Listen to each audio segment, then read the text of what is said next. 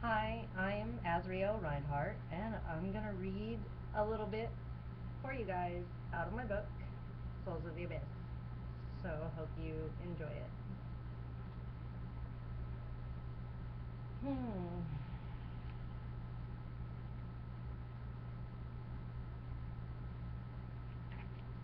Munin.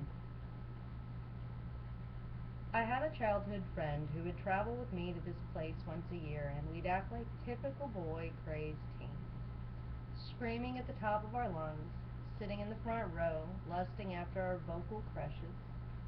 So much time has passed since those days, times when the pavilion was so full you couldn't walk through it without bumping into two others, fighting for our spot up front, almost behind the stage, so we could see every movement and drool freely.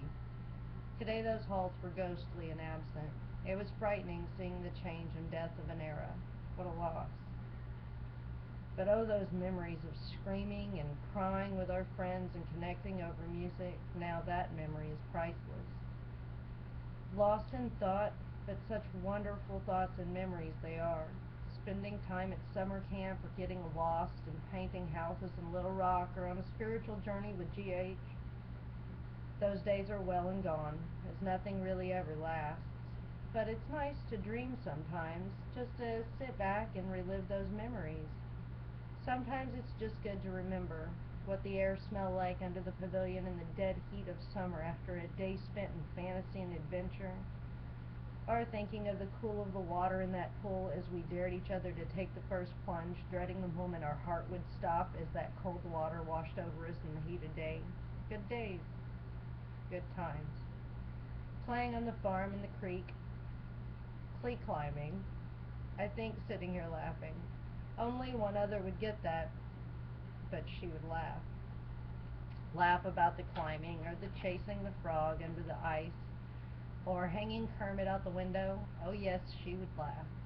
We both did, as we taught the dogs Shakespeare and played in the trees telling stories.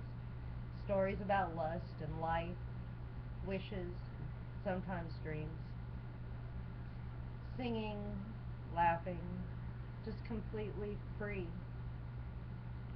For me, sitting on the roof of an old chicken house, watching the stars come out, the cool on my back as I let the day go, waiting on my best friend to call at night because neither of us could sleep, or the memory of laying in that room breaking the heart of a boy I couldn't love. What memories lay in the mind?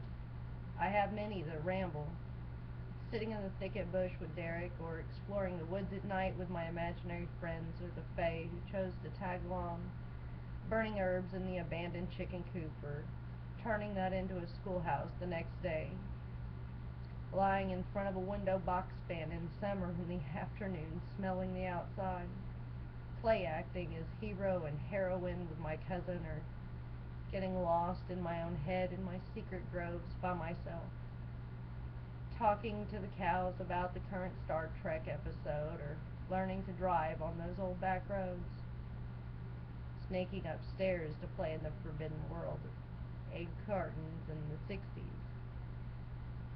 I suppose it was as good as a childhood as any. Miles of books and imagination. It was all there for the taking.